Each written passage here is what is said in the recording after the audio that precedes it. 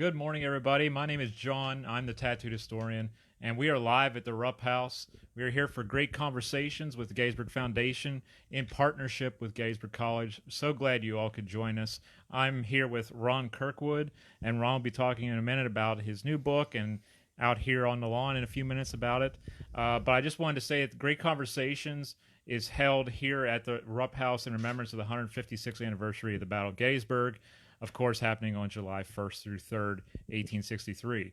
So, Ron, thank you for joining us on the live stream. Thanks for having me. Absolutely. I appreciate you coming on. We're a little bit early, and I appreciate that, too, even though I was, caught off guard on the front porch. It's a little cooler now, so early is good. That is. Yeah, it's going to get really hot today here in Gettysburg, so we have to make sure that people watching in Alaska know that we are going to be heating up here in a little bit.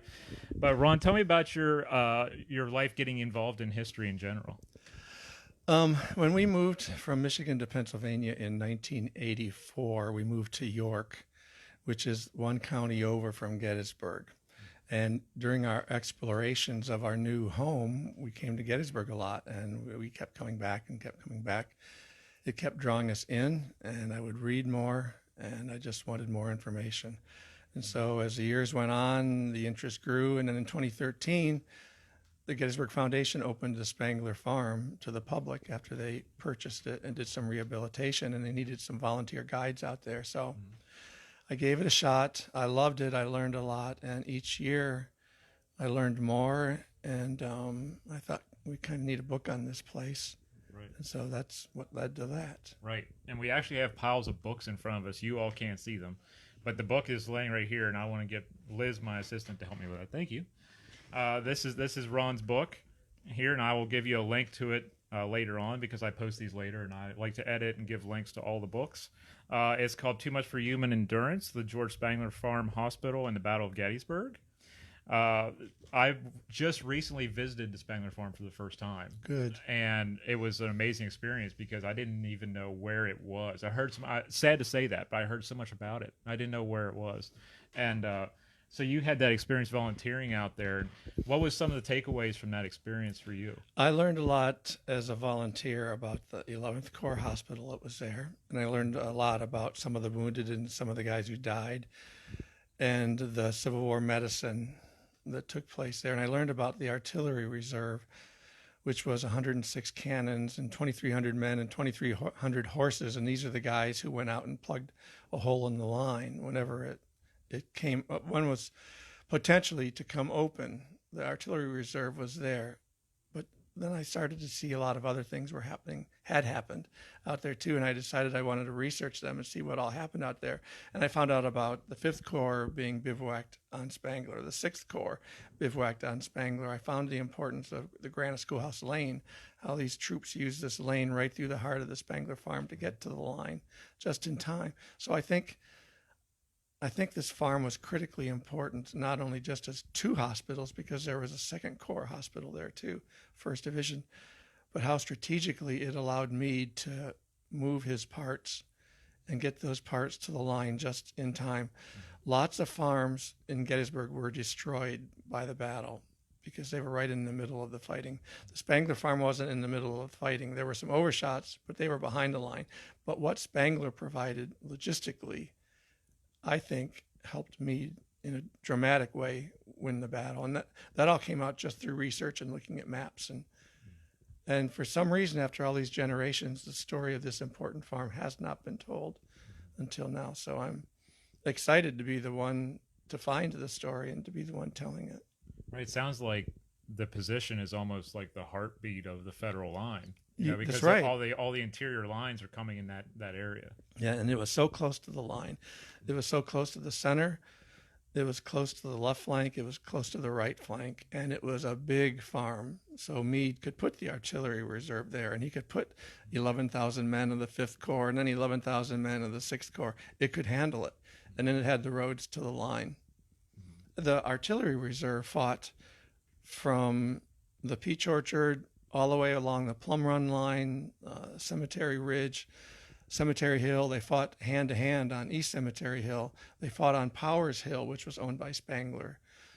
Then not that many people know that was Spangler property, Powers Hill, back then. I didn't know that, yeah. So the Artillery Reserve was one end of the line to the other, and they came from Spangler to do it. Mm-hmm. How long was the process in writing this and researching and all that? Because I've heard people all over the map. You know, some people say it took me 3 years. Some people say it took me 12 years. How long was the process was it for you? I have some friends who are very good authors. One of them, Scott Mingus. He's written 20-some Civil War books, and he wrote most of them as he worked full-time. Wow. I don't know how he does it. He's incredible. I do not have that gene. Right. I retired 3 years ago, and I started to research. I did 6 months of research, and then I decided it was time to start writing and researching, and I did that. This June marks 3 years. Really? That I've been working on it. So wow. It was a 3-year project. Yeah, that's a quick turnaround. But I was lucky because I could work on it all day and all night, unlike these authors who do a couple hours at a time. Right. I wasn't able to do that. Didn't even want to try it. Where was most of your research? Where did it take place at? Well, there are 4 or 5 main spots. The National Archives and Records Administration in D.C. That's where I came up with help from Jim Fielden from Cleveland, who turned me on to this. I came up with the names of 1,400 guys who were wounded and treated at Spangler in their wound. So that was good. I spent 3 or 4 weeks down there. The Army War College has a great library of books. I got a lot of information out of books. You might see a book there about the peach orchard, and somewhere in the book there'll be 3 paragraphs about Spangler. So hey, then there's 3 more paragraphs for the book. The Adams County Historical Society was good on the Spanglers. The library that the Park Service has at the basement of the Visitor Center was good. Those were and Cornell University. Spent a week or 2 up there on some regiments, New York regiments. Oh, wow. So you were all over the map as far as research is concerned, but luckily you had the time to do it. I did, exactly. And we even we went to Kansas on one of our trips because one of the Spangler children relocated to Kansas, so we got information on Daniel out there. But I was very, very fortunate because Wayne Motts, a great nationally known historian from this area, had already done a lot of research on the land, the property, and the Spanglers and some of the wounded men there. And that's the research that the volunteers, they use his research out there now. So I started for the first month or 2 just going through what Wayne had come up with. So once I got that, I was ready to move on and get the rest on my own. So it was a great head start. Yeah.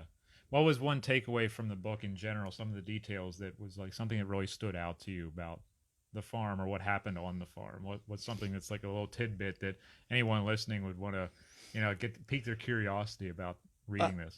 There are so many things, just so many, but I will go with the angle from what I'm speaking about today is what the civilians did out there. The Army and the U.S. government wasn't prepared for this kind of a slaughter after the battle. They didn't have anything, or they didn't have beds for these guys. They didn't have tents. So it was the civilians who came in and they provided all this stuff and they filled the holes for the government. And the civilians, I believe, saved a lot of lives with just everything that they brought in, the food, the beds, everything. Mm-hmm. I know a lot of my followers are into military history, but some of them actually are into living history, and some of them perform civilian duties. So I'm sure they'll appreciate hearing that impact and how that progressed, because we sometimes focus in this area on Camp Letterman out on the other side and the impact that had on the area, and not realizing that these farms were still handling wounded for a long time after. They were. Well, this farm was for 5 weeks and 2 days up to August 6th. Then they were transferred to Philly, Baltimore, York, Harrisburg, New York, and then later in July they were transferred to Camp Letterman. They went 2 days after the battle. They were starting to transfer anybody out who was able to be transferred out. So they went all over. Yeah, that's awesome. So you're speaking today at 10 o'clock outside. Are you ready for that? We'll see. Nervous, fired up. Nervous and fired up. Yeah. It's really hot out there already, so I'm sure you'll be getting on there before it gets too hot. Yeah, I'm lucky that way. I'm looking forward to it because this is a story that a lot of people don't know, and I'm eager to educate people about this farm and how important it was and the misery, frankly, that happened there. So this is just one of the presentations I have, and so we're going to talk a lot about civilians today and let's do it. That's awesome. That's awesome. Well, Ron, thank you for coming on the live stream today. I want to reiterate the title of the book so you all can look it up, and I'll give you a link later to it, which is Too Much for Human Endurance, the George Spangler Farm Hospital, and the Battle of Gettysburg. Ron, thank you again for coming on, my friend. My pleasure. And we'll talk to you all soon. We got more interviews to come.